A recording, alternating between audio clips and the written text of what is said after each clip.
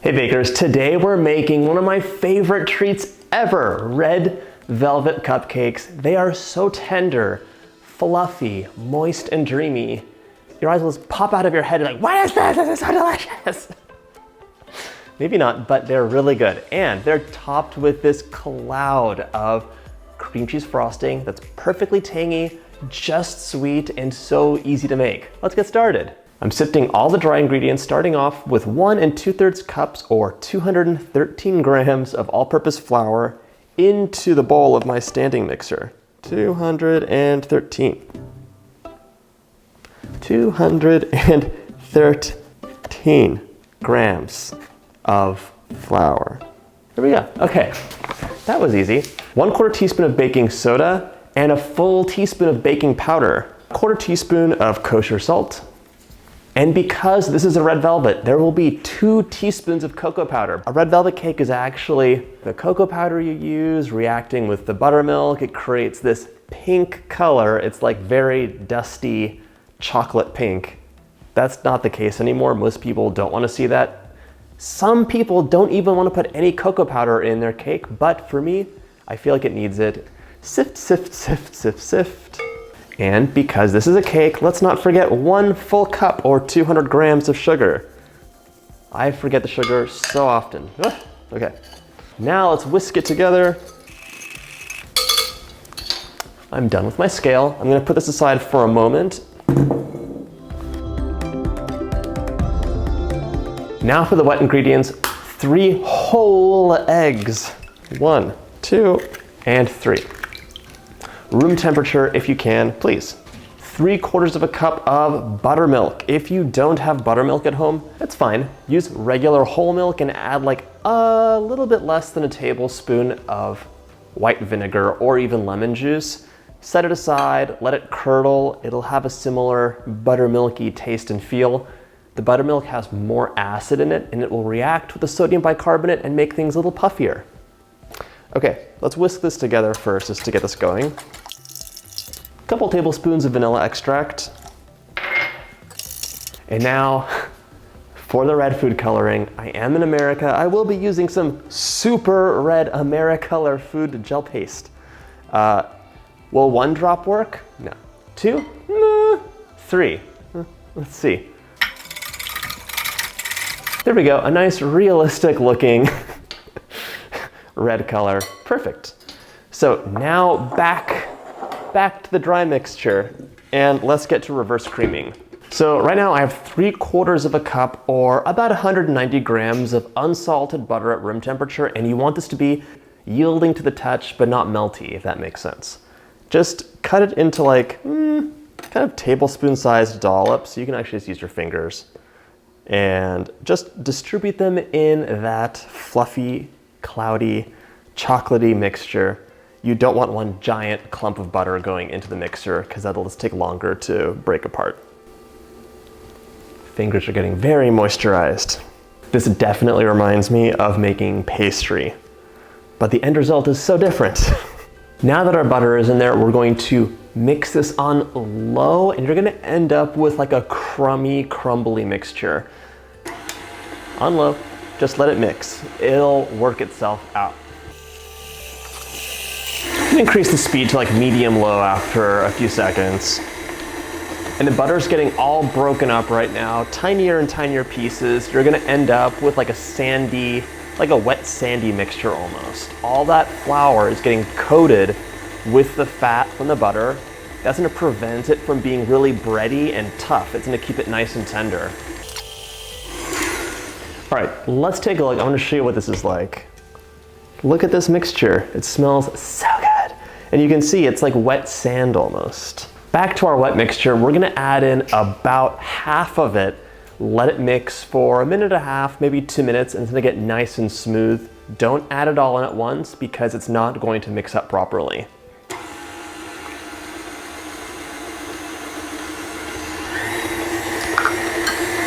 Mix it on medium, walk away, take a phone call, do your nails, whatever. No one can do their nails in 1.5 minutes. That was wrong.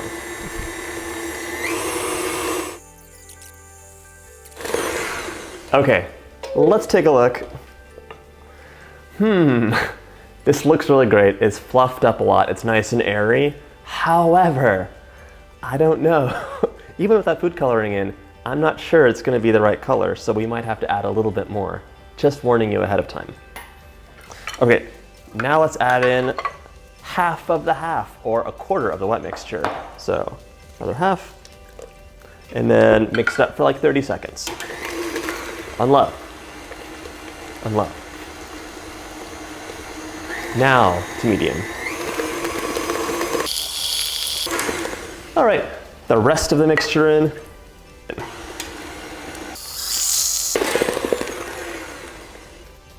Don't be afraid to scrape that bowl down. I will be adding more food coloring in. Don't judge me. This is optional.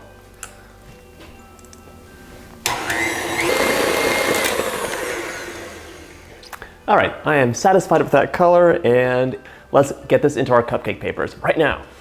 I'm using an ice cream scoop just to plop this batter into my prepared pan. Let's bake it at 350 for maybe 15 to 20 minutes. Keep an eye on it. Kind of depends on how hot your oven is. You could also switch this around halfway through so that you get a nice even bake and nothing is, a little bit burnt in the back. Keep an eye on it. While those cupcakes are in the oven, let's whip up a giant batch of cream cheese frosting. It's one of my favorite things to eat, and it is delicious. First off, we're gonna sift 1.5 pounds of confectioner sugar. You don't have to sift the sugar, but it's a good practice to have. So let's sift it out, and using a scale helps. You don't have to sift it all at once though. You can do it in batches. So, sift, sift, sift. Ah. It's also good to get the lumps out ahead of time, because if you're gonna try and mix and mix and mix, cheese-based frostings like mascarpone frosting and cream cheese frosting can theoretically be over-whipped. More for mascarpone frosting, which is delicious, but you don't wanna over-whip things. Cloudy with a chance of sugar. Now we're gonna set this sugar aside, come back to it in a few minutes, put your scale away too, and we're gonna cream our butter, 3 sticks, into the bowl of your stand mixer. This makes a big batch, so don't see all the butter and panic. So let's add that on there, cream it up. All right, so my butter is nice and creamy. Room temperature butter should yield to the touch. When you press down, it shouldn't be hard, but it shouldn't be melty either. It's in between. Nice pinch of salt. And we're gonna add in 16 ounces of cream cheese. If you don't have cream cheese, I question why you're watching this video, but you could also use Neufchâtel cheese, which is very similar, or you could use mascarpone as well. It's like a cross between cream cheese and heavy whipping cream. I would almost describe it as like cream made solid. We're gonna cream this up now, mix it with that butter well. And I'm gonna add in a teaspoon of vanilla. Always a nice idea. And why do I put away an empty bottle of vanilla? Okay, this one's empty too. And I'm gonna open a giant new vanilla. This is Nielsen Massey. It's a very good brand. There are many good brands though, so if you're getting Rodell, that's nice too. Just go for the real stuff. 1 teaspoon of vanilla, please. There we go. Thank you. Cream it up, let it get well combined. And, scrape that bowl down too. This tastes delicious already, and I'm not above eating it. Why is cream cheese so good? All right, that's all mixed up, and I'm just gonna add in like a cup or so of sugar at a time and let it incorporate. You know what? Okay. Once that's incorporated, add the rest, or another batch.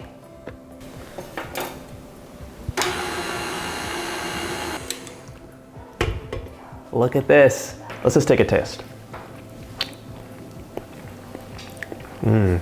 You might notice though, it's very, it's runny. It's a runny mixture, so we have to add a little bit more sugar in to firm it up. And we're gonna mix it in.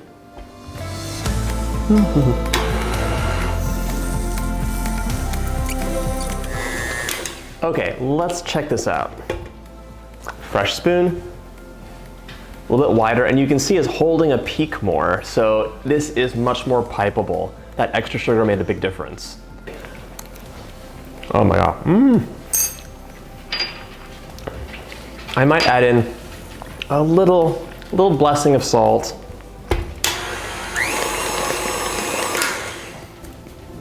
Call that a day. That's delicious. My red velvet cupcakes are out of the oven and just cool enough to touch. They're still warm.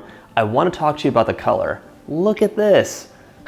This is a red velvet cupcake. If you want it to have, they smell really good, oh my gosh. If you wanted to have more of a chocolatey flavor, just add in like a tablespoon of cocoa powder, or whatever you want. You could add in 1 tablespoon of cocoa powder, even 2 tablespoons of cocoa powder, and you can dial down the red for sure. This is one I made yesterday, and I used more cocoa powder and less red food coloring in it. Still looks, to me this looks reddish, but I feel for the sake of photography, we're gonna go with the more food coloring one. You also want to have like 1 cupcake, and you can really load up on the red food coloring if you want for that 1 cupcake to stir it directly into the cupcake batter. We're gonna use a cheese grater and grate this out so that we have nice crumbs to sprinkle around. Those crumbs will give us like a little bit of extra fun visual cues saying, hey, this is a red velvet cupcake. Eat me, I'm delicious. Anyways, we have some crumbs. We're gonna use these at the very end. Setting them aside. I baked these cupcakes in plain old white cupcake wrappers. They're actually my favorite. Don't tell anybody. I like that you can see the color through. But I think they'll look extra cute in decorative cupcake papers like these. You can bake your cupcakes in these papers, but they become a little bit discolored, not necessarily from the butter because they're lined with like some wax stuff, but from the baking. It heats them up and makes them a bit yellow.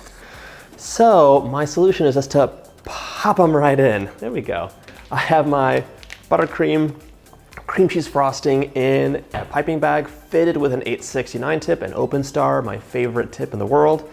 And we're just gonna give it a nice swoopy dollop. So apply pressure, squeeze, turn, and lift gently. There we go, whoa. That's what I call a spire. So we have a beautiful cupcake over here. All we need now are some crumbs to sprinkle it on top. What cupcake could this be, I wonder? A red velvet cupcake, that's what. This is so simple to make. I've been snacking, as you saw, and it is delicious, but I will take a formal bite in just a moment. Let's make a few more.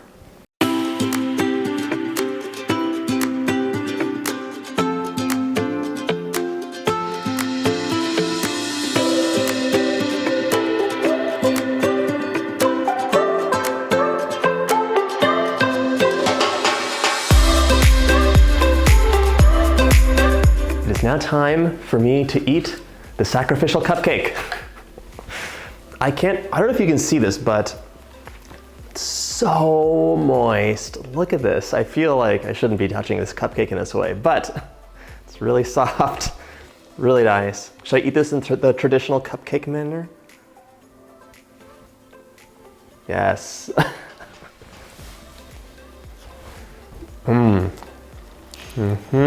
If you want to make a giant version of this, check out my red velvet cake video. And if you want the perfect vanilla cupcake, so moist, so wonderful, click down here for my how to make the perfect vanilla cupcake video. It will change your vanilla cupcake life. All right, if you have any questions, leave them in the comments below. Thank you so much for watching. And of course, if you like my videos, hit that like button and subscribe. Bon appetit.